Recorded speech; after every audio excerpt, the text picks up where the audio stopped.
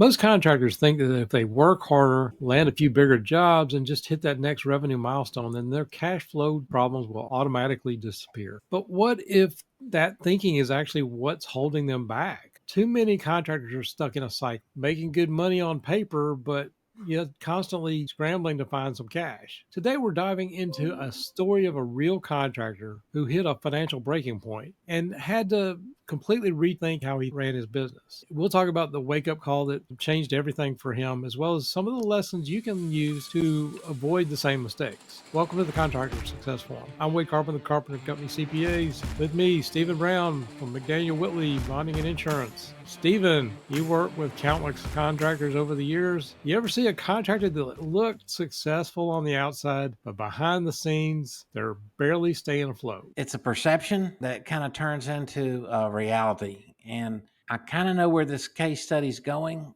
And it's so much better to tell a story of something that happens to someone else so our listeners might learn from it than just to be negative. But I'm excited for our listeners to hear about what you brought to the table. This actually just happened yesterday, and I'll try to tell the story. Some of this goes hand in hand with writing the book about Profit First for commercial construction. And I have started teaching it very differently to contractors. It's a brand new client, and I'm going to purposely leave out some details just so that I don't want anybody identifying the contractor. I don't think they could, but obviously don't want to divulge any confidentiality things like that.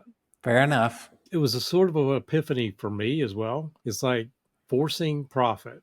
How are we forcing profit to change the game for yourself? And so I think I sort of need to set the stage on this one a little bit. Okay.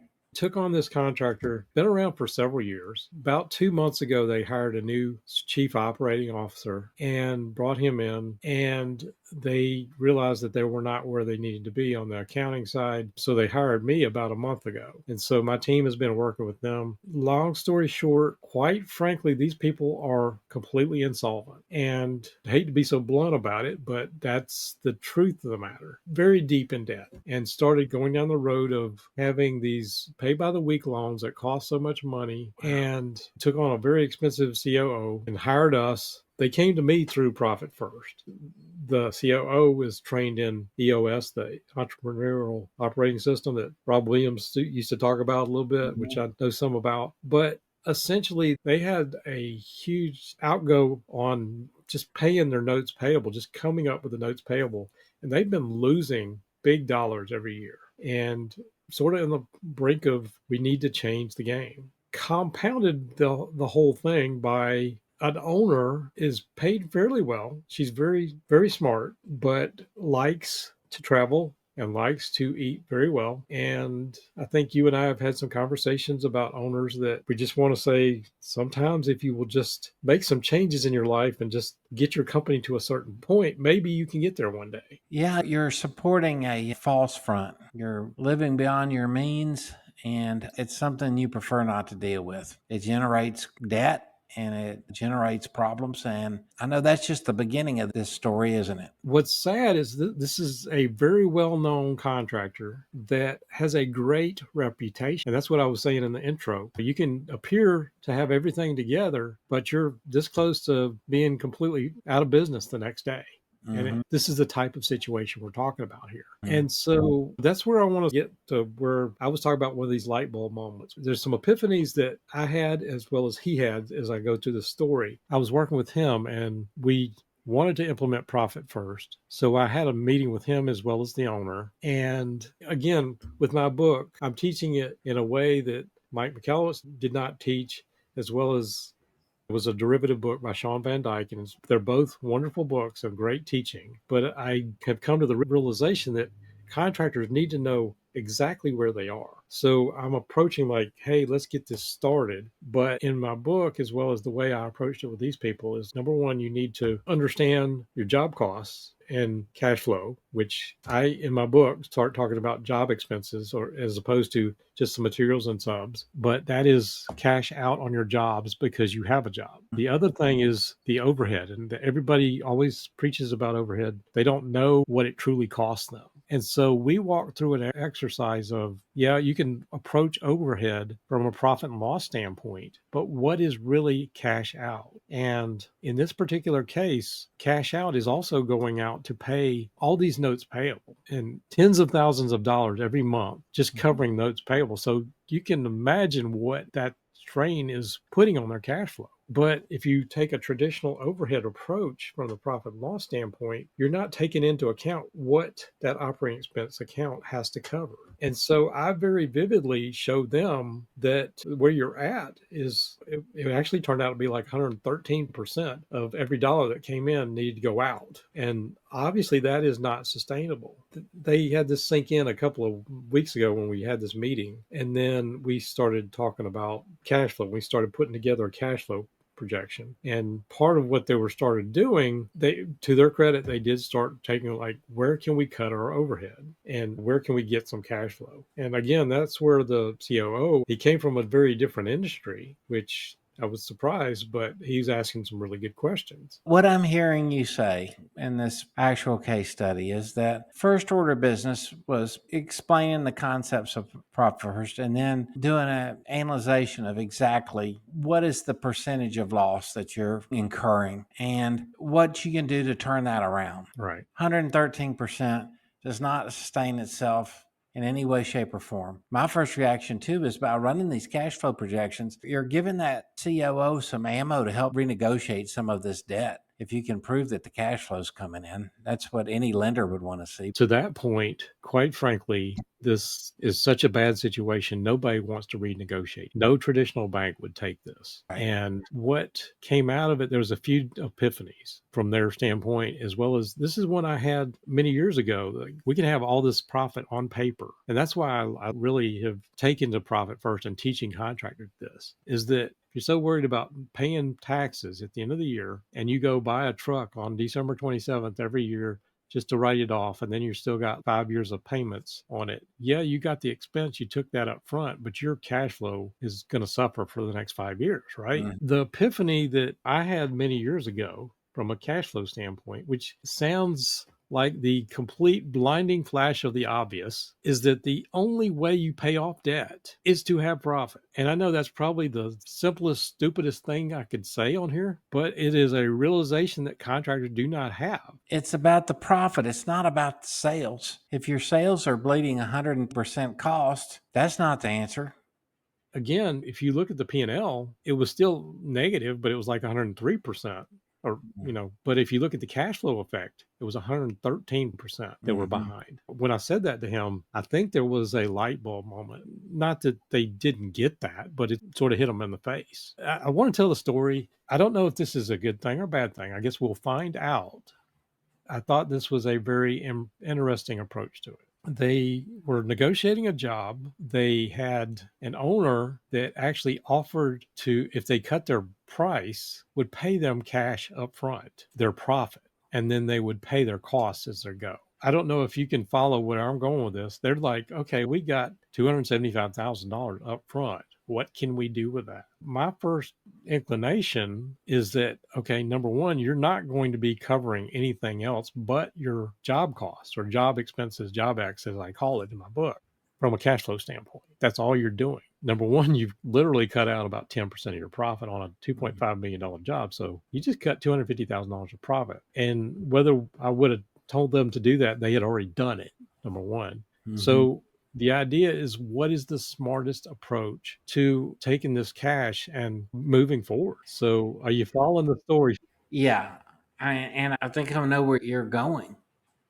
You have to set aside some profit at some point in time. How are you going to get ahead? Wouldn't it be even more compounded if that owner took that 270 and said, "Oh, I'm rich now. I think I'm going to go out to eat and buy a new car." Gosh, that happens. Well, to be honest, the COO was concerned about that. He's like, I want to get rid of the cash. Yeah, it needs to be in some sort of escrow. But that was my thinking is, and again, I'm not sure whether this is a right or wrong approach, but I want to talk about the approach because I was thinking, okay, you need to put every dollar of this back because you're going to be running out of cash. You're using your capacity in the company to do this work, but you're not going to be covering a lot of the overhead. Plus, there's no profit left. There's nothing else to give. they truly negotiate, like if there's change orders, if the cost of something goes up or down, we'll just eat the cost of that particular thing, but you don't get to recognize profit or overhead on that because it doesn't cost you any more to make this change, if Okay. that makes sense. So that's where they're at. Now, again, we started digging in and going through, this is exactly what every note costs you. And to be honest, they had some trucks. They started selling some trucks that still had notes on them and did net some cash out. But now they're stuck with this $275,000. And they're like, okay, well, we would like to pay off debt for that. And I'm like, okay, that probably doesn't make sense because you're going to run out of cash. And again, to be seen whether this is the right approach or not. But here's the story. They went and said, okay, we've got these particular notes. And two of them were these pay by the week, or pay by, some of them, they're incredibly high pay by the month. Stated interest rate on this thing was like 48%. If you do the annual percentage rate, I think it's actually much higher than that. But the long and the short of it is there was a clause in there that gave a 25% discount on the interest, which actually would have saved like $7,000 to $10,000 overall. But what we're looking at is cash flow. And when I said to him, okay, we could take out this much cash flow of what we have to cover every month and every week, because some of them were weekly payments. I'm like, I completely get that, but you're going to run short on all these other things.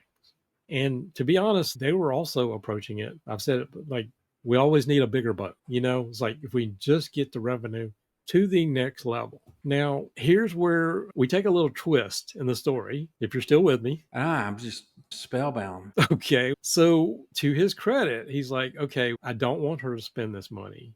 And if it sits around, it's going to get spent. And I would rather take out the cash flow, the monthly. And we did do an analysis of how much cash would actually be coming in versus the monthly payments that we would be taking out. And it was very comparable. So I'm thinking, okay, you're going to only pick up this much cash, but you're still going to be running short on your overhead. When we started looking at it, I was like, okay, that's a very aggressive approach. That's where I'm going with this. It's an incredibly aggressive approach. And after looking at it, I was like, this is what you're going to have to do to actually find other jobs, and this is where you're going to have to put the level to cover these other overhead. Plus, we started talking about the fact that they weren't bidding high enough. And again, I ask them, this is a question I have a lot of times when I talk to a contractor for the first time, is they're not profitable. And I'm like, are you really bidding the right? And the ultimate answer that always comes back is, that's all I can get, or whatever. But sometimes that's just perception. But then I ask, if I'm just talking, I did the exact same thing with these people, how many jobs do you actually lose because of price? And when they looked at it and thought about it, they very rarely lost a job because of price. They have a great reputation. Again, on the outside, They're getting the work done. company. Yeah, they super reputation. And I think I've changed they're obviously stuck with the jobs they're working through. That's huge. But how did you teach them how to price things to meet their debt burden and start putting money in a profit account? Well, honestly, that's what the premise of the book. It's taking an approach of not just a P&L approach, but what does it cost you in cash? The standard break-even point is we look at it mainly from a financial statement perspective. So if you got cost of sales of 70%, that means you got a 30% margin. And let's just say you got a $500,000 overhead. You can take that overhead number of $500,000, and then you got a 30% margin. You divide that by 30%, that gives you your break-even point, right? So if you can get a little higher margin on the top end, then you lower the amount you need to break even, or you can build profit in. By the same token, obviously, if you reduce overhead on the bottom side, then you have less to break even. But the spin that I talk about, which I touch on in the book, is the fact that, okay, instead of using the regular financial statement drivers of this, what is our book cost of sales and margin? We're looking at that from what I call job X, which is a margin based on cash flow. And then the other epiphany that they got when I started going through this is, your bottom line number for overhead is a lot higher than you've been bidding with. Again, that's one of the epiphanies that came out of that. That allowed them to tackle that overhead on two fronts, lowering it and raising the cost of their bids. That's a tangible number that could help them immediately. I'm blown away by the debt that they're a slave to. 48% interest rate. How in the world do you get out of that? I'm sure that somebody's giving them advice to file bankruptcy, and I beg them, no, please. That's a last resort. To think that you Right. can file bankruptcy and then start your company back in, because you've already got a name for yourself and you already do good work. So there's other resources to be able to get out of that mess. And I wish I knew what all they were, but they're out there, right? Continuing with the story, Yes. I believe that's the answer. That's what Yeah. they're going to do is they're going to take this money up front and knock down your cash flow to Mhm. be able to survive it. Now, I made them fully aware of what they're going to have to do. They're going to have to, number one, just make sure that they find some more work and keep that pipeline going outside of this particular job because they're not going to Mhm. be pulling any revenue off of that. All That's right. where having this detailed cash flow that we did a like month over month projection. Mhm. And this is the stuff I just love doing after years of spitting tax returns back at contractors. I just love seeing helping a contractor work through this. Is this an incredibly aggressive strategy? Absolutely.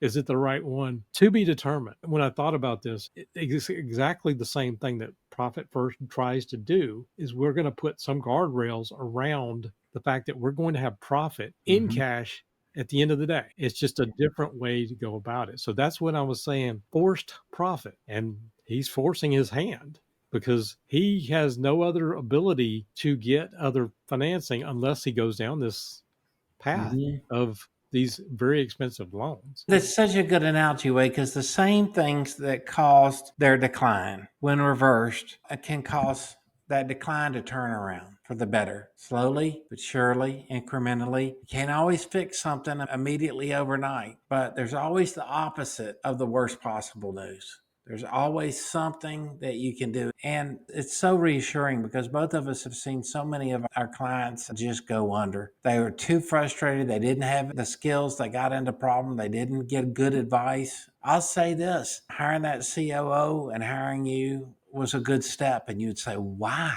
You're already in debt. How can you afford these people? But literally, they couldn't afford to stay in business without the right kind of advice and help. And that's one thing. And then another thing that just stands out to this is one of the things that we underwrite for surety bonding credit, and that is character. The character of the person that you're bonding is 1/3 of the equation: cash, character, and capacity to do the work. Those are the 3 C's of getting surety bonding credit. Add collateral, that's the 4 C's involved of getting banking credit. Incrementally, they will be getting a better credit rating and negotiate better rates for borrowing for sure. And incrementally, they will be making the adjustments to stop the bleeding. I think of a triage unit in an emergency room. Someone's going in there and they're literally bleeding out, and if they don't know to stop the bleeding from this one particular artery, they're dead. And it's the experts in the emergency room, it's the doctors that know, okay, this has to be done first. This is triage. Most important first is the philosophy behind someone going into an emergency room. And here we are, we have a customer of yours coming into the emergency room, and what's so exciting is that you had some solutions for them. The proof's in the pudding. I can't wait to hear how this story ends. I'm rooting for them. I think all our listeners are too, Wade. I spent a lot of time thinking about this particular thing, but part of it goes in hand with stuff I'm talking about in the book. But I actually came up with a few takeaways that I got from it, as well as hopefully our listeners are getting something out of it. I've said it all the time that we're implementing profit first, and we're only putting 1% for profit and 1% for tax and starting small. Mhm. So, just again, going back to what are the core problems, the other realization that we see it all the time, they're underpricing their bids. And in the book, again, there's some realizations about COVID as well as the great learning lesson for me, Great Recession of 2008. So many epiphanies that what happens when, like the grading guys, the heavy equipment guys, some of the residential work dried up. So all the commercial guys were competing against all these other people to just survive. And so they start getting this, okay, we start chasing cash flow and we bid lower and it becomes a cycle. The point here is these low bid jobs just digs the hole deeper. There was some things about this job that I was not happy about, the fact that they gave up $200,000 plus of margin, but what's done is done. The other thing that I just deep thought in here, paying off this debt, number one, may or may not be the solution, but paying off debt does not fix broken cash flow habits of the owner. And what I'm hoping is that the owner will take away from this is, and we're constraining our cash because we got it broken down into 7 different buckets in this particular case. Mm-hmm. So she's got an amount to cover payroll, she's got an amount to cover her job expenses, and she truly knows what she's got to cover from overhead. So I think there's going to be some changes there, and that's what we're all going about. Yeah. I always see the glass as half full, Wade, and that may be a problem with me and my personality, but I'm rooting for her. She went out and she found some help. Again, it cost her a lot of money, but something's got to give. Sometimes the best people just can't see the forest for the trees. And you've heard that expression a million times until they have that epiphany like you had with your book, and also that you're anticipating your clients to get. That epiphany, eureka, that one moment of light that shines on the idea that changes everything around. Anything that's bad that's happening to you that you can take and turn around. Right. I think this was a great podcast, and I can't wait to hear more about how it turns out. But it sounds to me like you're doing something. And I see so many clients that just give up, or bonding agents working with those clients that say, I just can't take it anymore. I can't take you doing this anymore. You've not taken any of my advice for getting you bonding credit, and the two go hand in hand. That's why I'm your co-host. They go together. And so these kind of stories are my favorite kind of stories to tell, where there's hope in a hopeless situation. Working harder will not fix a broken cash flow system. Profit has to come first, not last. First. You can't pay off debt without profit. If your bids are too low, you're digging a deeper hole, and forced savings, whether it's profit first or doing this, eventually can lead to financial freedom. Will it happen here? We will find out. Yeah, taking that to $70,000 to me and paying off debt is robbing Peter to pay Paul. You heard that expression. Where does it stop? How do you put an end to it? And at 48% interest, when is that going to end? All I can pray is that it wasn't a big loan. And if it was a weekly loan, it probably wasn't that big. Bigger than you think, yeah. Hundreds of thousands of dollars here. Okay, we're still going to end this on upbeat. Okay. Yep. So for our contractors out there listening to me right now, start small, like profit first. Just carve out 1% to start forcing that habit. Audit your overhead. Evaluate your pricing. Open a separate profit account so that you're not tempted to use it. And then stop relying on debt to run your operations. And when you start realizing those kind of things in your business that are taking you down, hopefully that you can turn things around if you're not where you want to be. So that's my closing thought, unless you had any others. No, that's a great closing thought. I always remember, when you have debt, you're a servant to that debt until it's paid off. You don't own debt, it owns you. Some debt is good, some debt is bad.